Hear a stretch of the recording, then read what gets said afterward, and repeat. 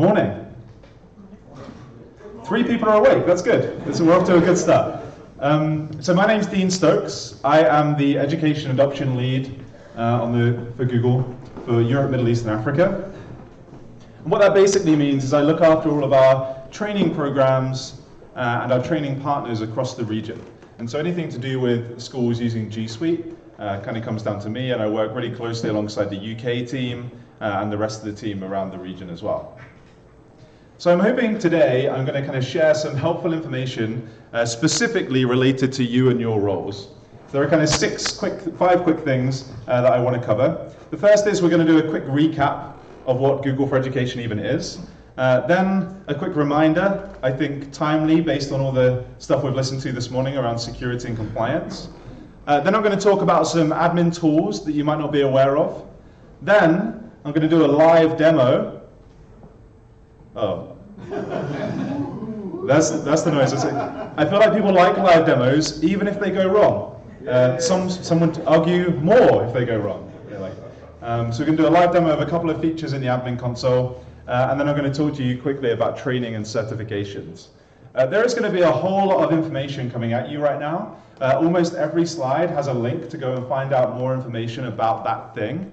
I'll share these slides after today. Feel free to take pictures or write down the links if you like as well. And as I said, if you've got questions, put them in that document, bit.ly/EduGeek questions. If I get time at the end, I'll answer some here. If not, I'll answer them in the doc. All right, so Google for Education. Can you put your hands up for me? Sorry to do this to you again. If you use G Suite in your school. Okay. Weirdly, just that corner at the back, for the most part. Something that they've created a club. Okay, and is anyone using Chromebooks, even if you're not using G Suite? Okay, great. So this is essentially what Google for Education is, right? 2 main things. The first, Chromebooks, and we'll talk about that in a second. And the second, G Suite for Education, which includes Google Classroom. So let's talk about G Suite for Education quickly. It's essentially a suite of tools that live in the cloud. They were born in the cloud, and they enable really quick and easy collaboration across students, staff, and even across schools if you're in a multi-academy trust as well. We have a number of trusts using G Suite across the UK, with tens of thousands of users on single domains, managing multiple schools as well. And not only is it just those tools, but it's the admin console as well, which allows you to manage all of those tools. So managing access or how far someone can share something. For example, do you want sharing just to be internal rather than allow people to share files externally? And then we have Chromebooks, which are our simple, lightweight devices. And for the most part, Google doesn't make Chromebooks. And we make a couple, like I'm using a Pixelbook as my kind of daily driver. But for the school market, for education, we really rely on all the major OEMs. So all the major manufacturers have Chromebooks that are designed specifically for education. And every Chromebook will boot in less than 10 seconds. And I can say that confidently because the OEMs aren't allowed to release a Chromebook if it doesn't. It's actually one of our specs. So from opening the lid to getting to the login screen has to happen in less than 10 seconds. No waiting for anything to sync or anything like that. All of the user's stuff is in Drive in the cloud. All of their bookmarks and so on will be synced when they log in as well.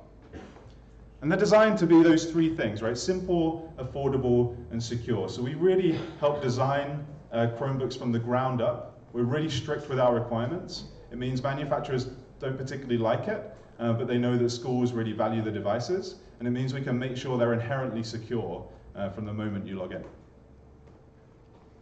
And then when it comes to Chromebooks, we have a management license, which is £19 perpetual license per device, and that allows you to manage over 200 settings related to devices and users that use those devices. And so if you have Chromebooks in your school that are unmanaged, I really urge you just to take a look and make sure that you do have licenses for those devices. At its most simple, it's a security issue. At its most complex, potentially a safeguarding issue. If you don't manage a Chromebook through your admin dashboard, it essentially means that anyone could log into it like a normal consumer device. I don't think many of you would have other devices where any user can just log in, for example. So really, really important when it comes to using Chromebooks to be able to manage them. And it also enables some new features, things like locked mode for Google Forms, which teachers love. It allows them to send a Google form to students, and when they take the quiz on that form, it locks the Chromebook to just that quiz. So it's great for kind of low stakes testing in the classroom. And if you don't have Chromebooks yet, or you're thinking about Chromebooks, and maybe you have a suite of aging PCs that you're thinking of throwing out, perhaps don't throw them out, turn them into a Chromebook instead. There's a company called Neverware. They have a piece of software called Cloud Ready, and it essentially allows you to turn any old PC or Mac into a Chrome device. And you can manage those devices in the same way you can with Chromebooks, using all the same settings. So if you already have Chromebooks and then you turn devices into Chrome devices using Neverware, it means that all the settings you've already set up in the cloud will apply to those devices as well. So really worth checking out. All right, so that's just a quick recap of what Google for Education is. Let's talk quickly then about security. I don't want to talk too much more about GDPR because I feel like we've done that a lot this morning, but I think it is really important that we cover this. So let's do a quick quiz. Who can tell me who owns the data stored within G Suite for Education? You're a school that has signed up for G Suite for Education, you're putting all your documents and stuff in there. Who owns it all? The school. You do, right? You are the data controller. Google is a data processor. We just do what you ask us to do with your data, whether that is create a document and store it in that place, whether it is to create users and move them around. We're processing your data. You're always the data controller. Next question. What are core services? What are the core services in G Suite? Any ideas? Drive, yep, that's one. Gmail. Docs. Yep, Docs. Classroom is another one. What and why are they core services? What does that mean? Because they're the most used. Well, that's one of the reasons they are core services, but essentially they're the services that are covered with the agreement that you sign with Google when you sign up for G Suite for Education. It means that we provide 24/7 support for those products. It means all of those products come under the data processing amendment that you can sign, and they're covered by the model contract clauses that you sign as well. There's a bit more information here. So Gmail, Calendar, Classroom, Contacts, Drive, Docs, Forms, Groups, Sheets, Slides, Sites, Hangouts, Chrome Sync, and Vault. And not photos. Not Photos. Photos is a consumer service.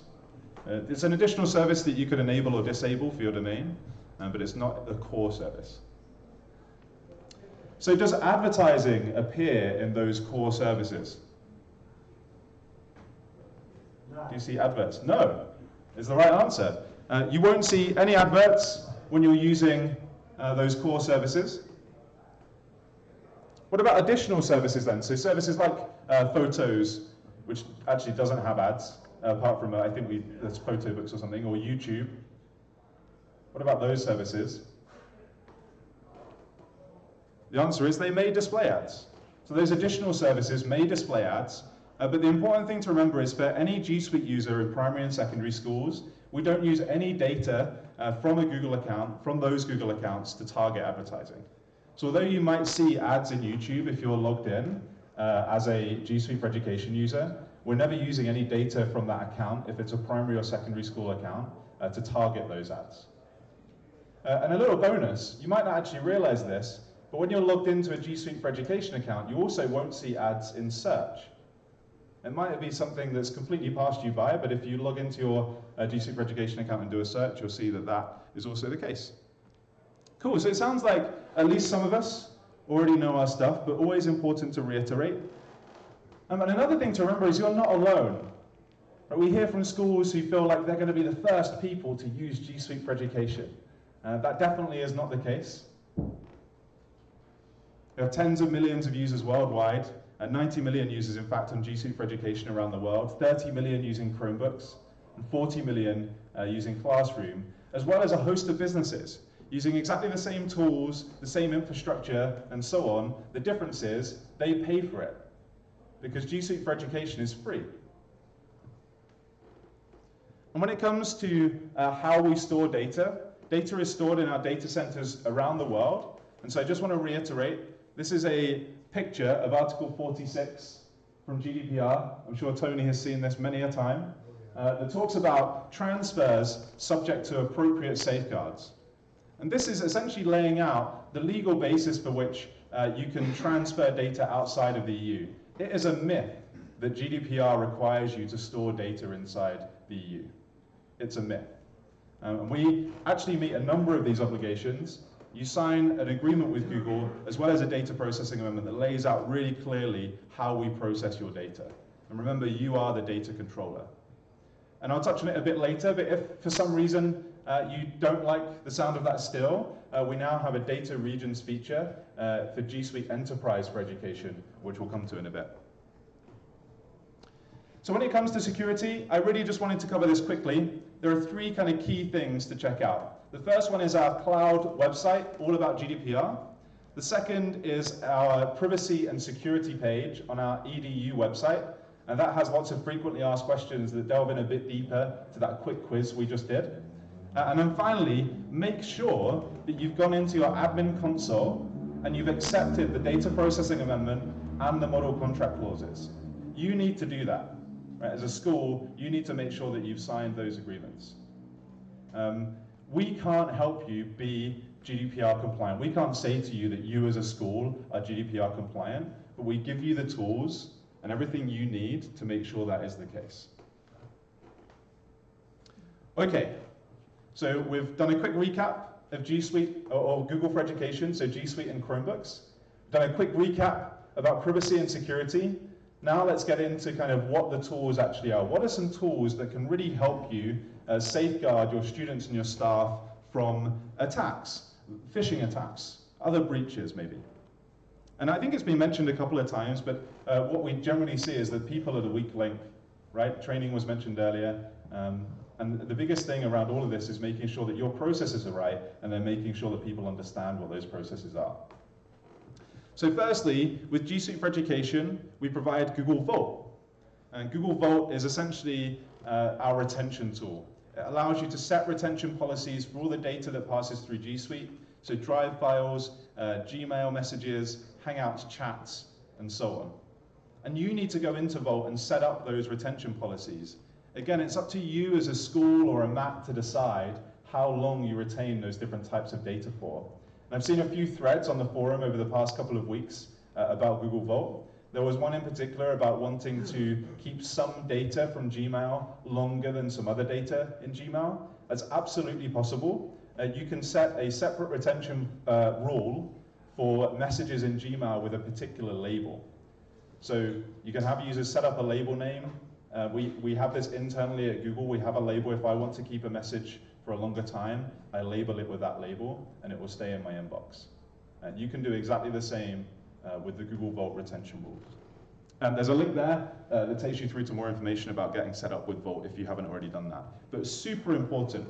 You definitely don't want to, nothing will be retained if you don't set up retention rules. And you also, I would say, you probably don't want to retain things indefinitely either. You need to set a rule. The other thing you can do is control access to services. So if you're not already using G Suite, something you might not be aware of is that you control exactly which of those services we've talked about are accessible by different groups of users. There's again a myth that you have to use Gmail in order to use G Suite for Education. And that isn't true. We see a number of schools continue to use Office 365 or Outlook 365 for their mail, and then use the rest of G Suite as their productivity platform. So they use Google Drive, Docs, Sheets, Slides, and so on. And you decide which services are turned on and off for which sets of users. Traditionally, that has just been done by organizational unit, and then recently we introduced the ability to do that by group as well. Now this is really handy if maybe you have a group of digital leaders, for example, and you want to give them access to a tool that isn't generally available for the student's organizational unit. You don't want to move them into a separate OU, right? You want to keep them there with their year group or however your tree is set up. Now you can create a group that adds those permissions. And groups are always additive. So if, let's say, Sites is turned off for the student's OU, I could put a set of students into a group and turn Sites on just for that group of students, regardless of which OU they're in. So again, super powerful. Next, you can enable and enforce two-step verification. So we recommend doing this with physical keys if possible, but there are a number of ways to set this up, and you can also enforce two-step verification to make sure that users have set it up by a particular date, otherwise they won't be able to log in after that date. And you can do this per OU again as well. There's also a great extension called Password Alert. It's a Google Chrome extension. You can deploy this to all of your users, and it will take a fingerprint of their password when they enter it into a legitimate Google login page. It stores that fingerprint, and then will warn them if they ever enter that password into a page that isn't an official Google page. So if you have a phishing attack and someone goes to what looks like a legitimate Google login page and they enter their password on it, that extension will pop up and tell them that they've just entered their password on a page that is not a Google page. You can actually go further and create an App Engine app, which then forces the users to reset their password as well once that's happened. And that's exactly the case for me internally at Google. If I use the same password that I used to log in to my machine with on any other website, the extension will catch it, and I then won't be able to log into my account until I've reset my password. I think this is a really good best practice. Pretty simple just to deploy that extension to everybody to at least give them the warning. A bit more technical, there's a deployment guide on that page if you want to find out more about setting this up for the main one. Passwords still get passed on to the official page. Exactly. So the extension doesn't block it completely. No, the extension won't block it from being sent, but it will warn the user that they've just put it somewhere that wasn't an official page. So if they use that password in multiple locations, they know that's still been compromised. Exactly. They need to change it. Exactly. So the idea is it's about making sure that your users have a unique password for your school systems, right? Because if they're typing that somewhere else, they're going to get this warning. We also recently introduced Chrome browser management. So you can now manage browsers as well as devices. So if you have Windows devices across your school, but you want more control over the Chrome browser, you can do that from the admin console. And you don't need to have G Suite already set up to do this. You can get set up just purely to use browser management. This will allow you to do things like restrict the users that can sign into the browser on a Windows machine or a Mac, for example. I really recommend getting this set up. It's completely free. There's no license fee or anything like that. You can manage as many browsers as you like. All the endpoints will appear in the admin console, and you'll be able to see exactly what's what. I think that settings in group policy already. So this group policy, again, is additive. So group policy will always take precedence over any policies set in the cloud. But this basically means that you can set up one set of settings for all your devices and browser without having to then set up kind of separate group policies. And you deploy this, by the way, with group policy or with a reg file. Yeah. Would we also be able to push out extensions and everything through? Yeah, you actually do. The question for those on live stream, the question was, can you still push out extensions? You actually do that by user already. So long as the user logs into the browser, they'll get their extensions when they log in. But you could force the login. So what we see maybe. Go on. I know with certain pieces of software that have got extensions required on Chrome. If you don't want users logging in, you still push that extension out to Oh, I see what you mean. I'm not sure. You want to be able to push an extension even if there's no one logged in? I know we have to do it through policy. Yeah. Good question. I don't think there is a way to do it, but can you write that on the doc and then I'll follow up with a support article. And then finally, when GDPR kind of came to life in May, 3 years ago? What year are we in, 2016? We announced that DLP would be included in G Suite for Education. Data loss prevention is a feature that businesses pay for when they purchase G Suite, but we've added it to G Suite for Education for free. In case you haven't seen it, this is one of the things that I'm going to show you very quickly now.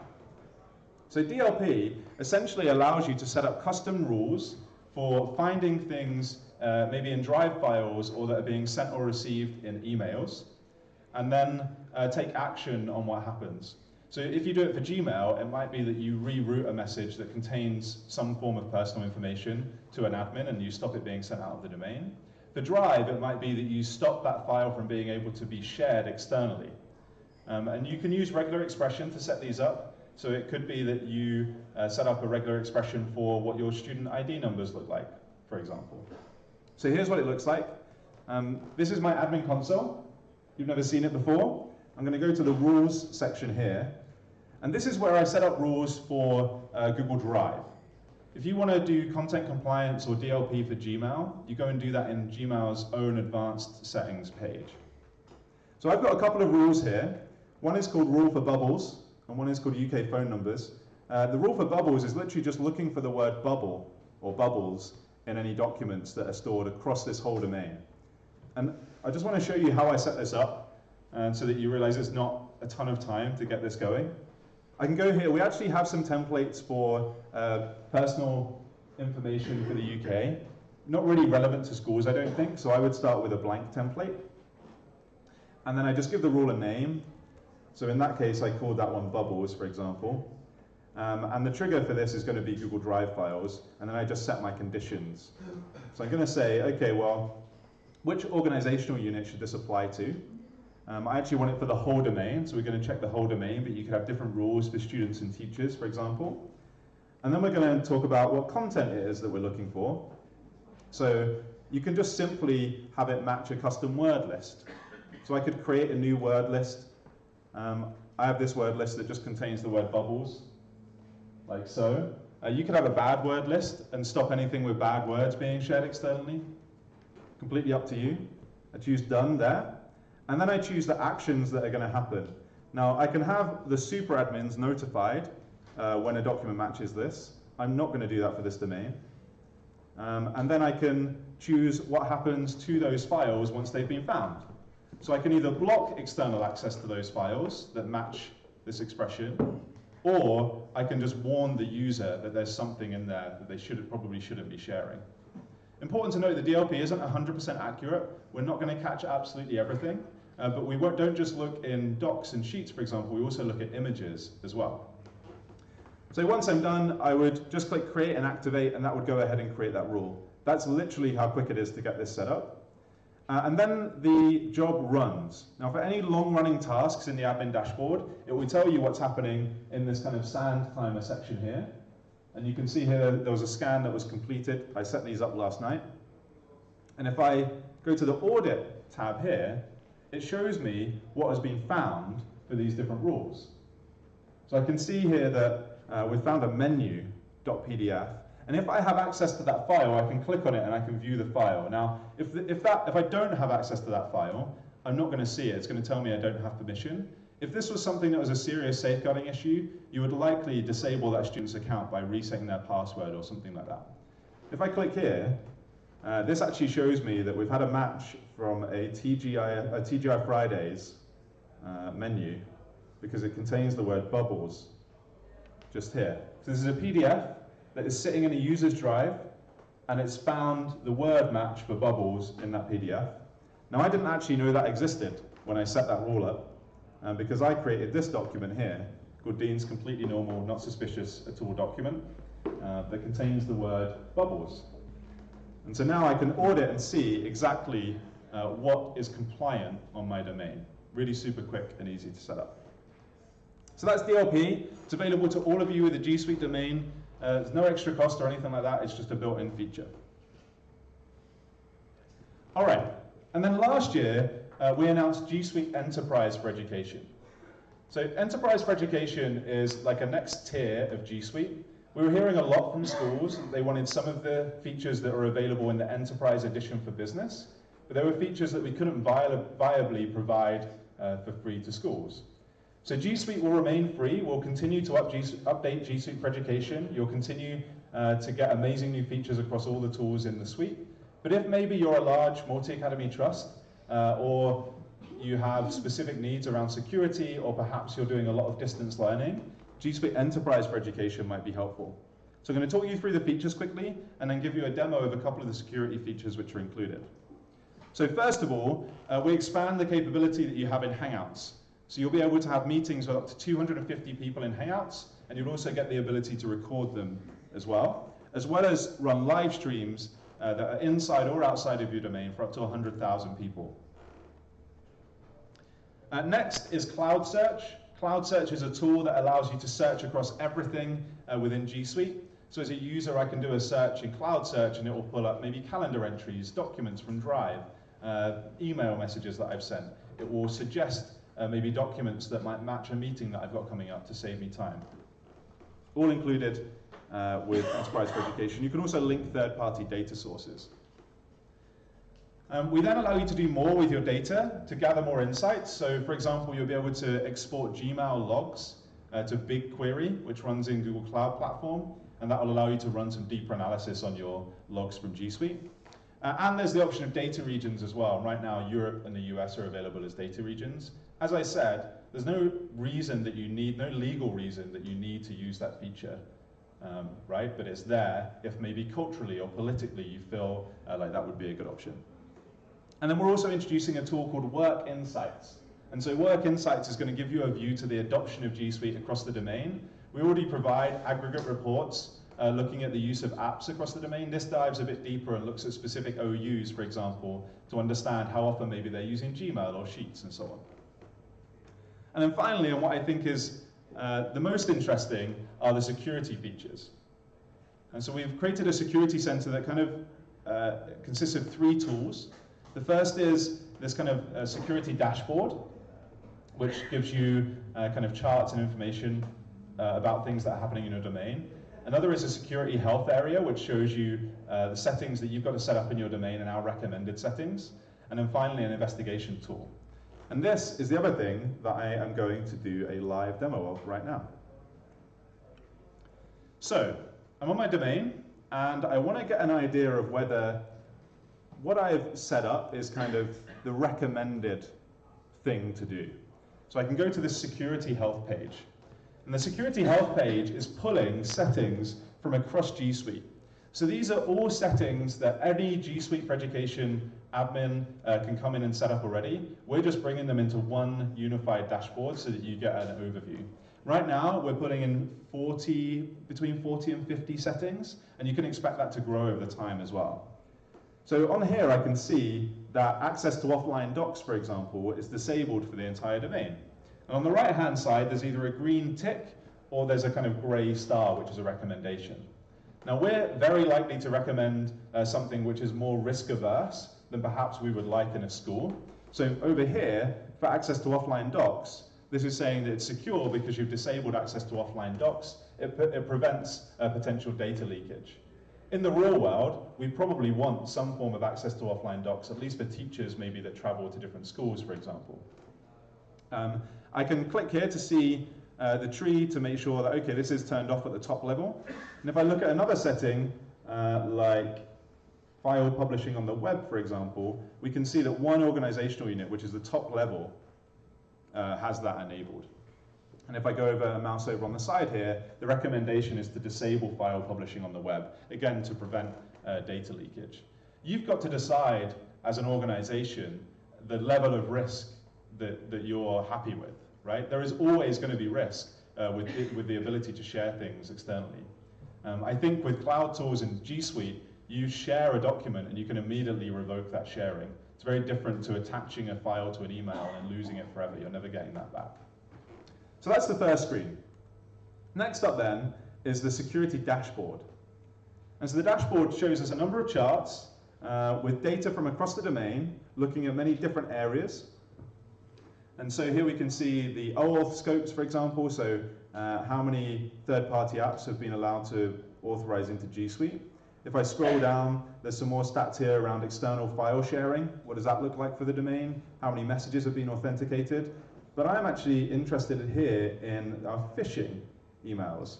So it says, how are potential phishing emails being routed? We can see that we've got 368 phishing emails that have hit spam over the last 7 days. And I can change my date range at the top of this page as well. But if I want to, I can actually dive further into this report.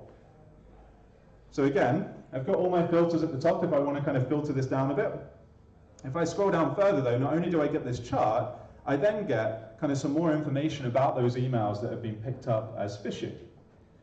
Now this is a demo domain, they're not real phishing emails, so all of them just say mark this as fishy, right, which is pretty obvious, but real phishing emails will get caught here. If I go along here to the recipient tab, I can see who's received some of those emails. And if I go along, what's particularly interesting to me is to find out who's been sending those emails. That's pretty much telling me whose account has been compromised, right? And I can see that it's this user here, user 1. I'm just going to zoom out slightly. Here we go. And on the right-hand side here, I then have this button that allows me to go and start a new investigation. And clicking that is going to take me into that investigation tool that I mentioned. So if I click there, it's going to open up a new tab. It's going to take me to the investigation tool. And the investigation tool is where I can really dive deeply and take action on those insights that we've seen from that dashboard. You could also come here individually and run kind of separate searches. But you see, essentially what it's done is created a search for me. So we're searching Gmail log events here that match all of these criteria. So they're within this 1-day date range. The emails were received. They were classified as a phishing email, and they were from this particular user because I know that user is the one that was sending these messages over the last week. And if I scroll down, here are the results. Here are all of the emails that were sent by this user. I can see who they were sent to as well. And if I want to, I could even click on the subject of the email to look at the message header to understand how it was routed, where it came from. And if I really want to, I can actually look at the message contents. Now, every time you do this, you're going to be asked for a justification. Everything you do in the investigation tool, just like everything you do in the admin console, is audited. And you can go back to the audit log and see exactly who's done what. And this justification will be in the audit log along with that trail. Okay, so that's pretty good, right? I know then that these users have been affected because these are the ones that this was sent to. I'm fairly certain that nothing's happened to their email account yet because they have not been sending any of those emails. But the nice thing here is I can actually pivot.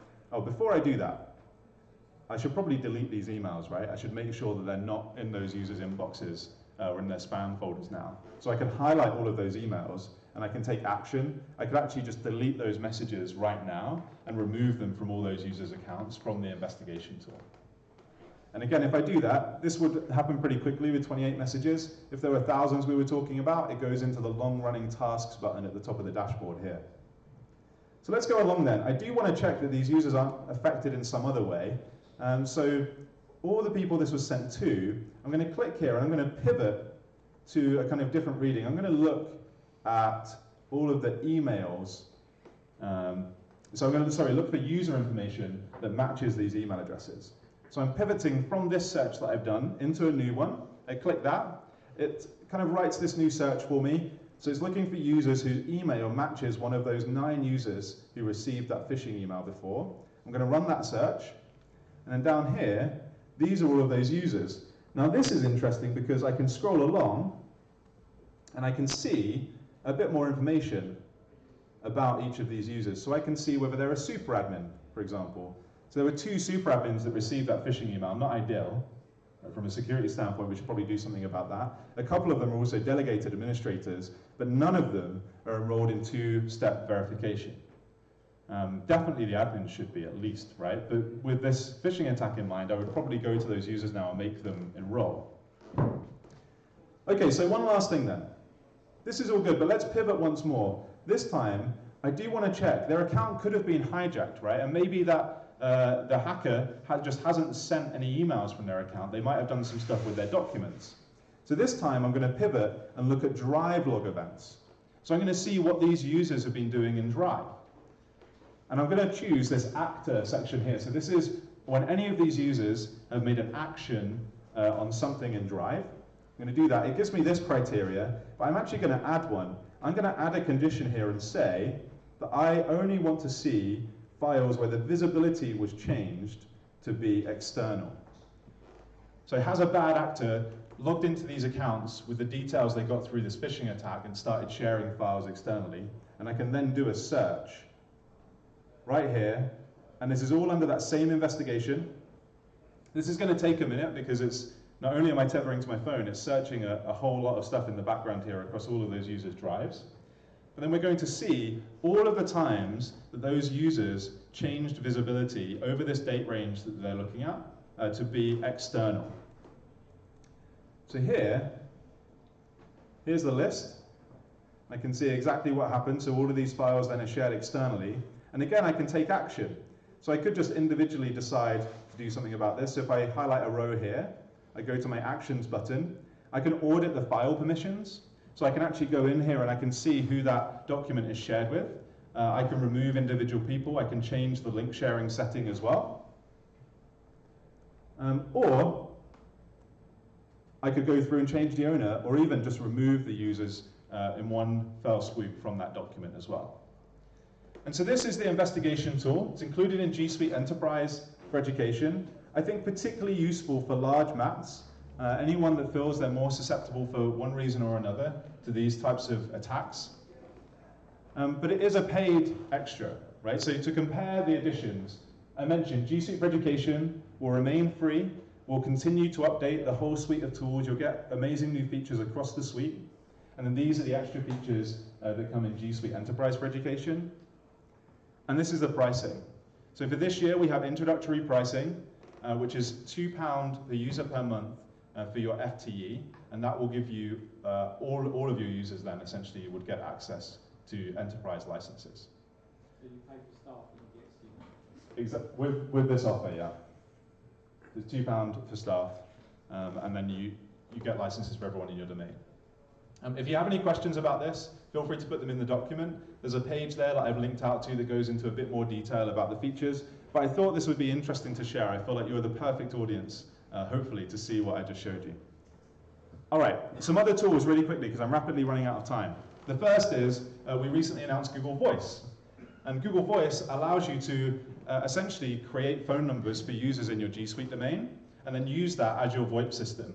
So they can access that phone number on any of their devices, wherever they are. There's more information and pricing about that on the website there. Next up, we're releasing a thing called the Chromebook App Hub, which is a page on our EDU website that will list really popular apps amongst teachers. We know that it can be a pain for you to go and find things like privacy policies and terms and conditions for different apps.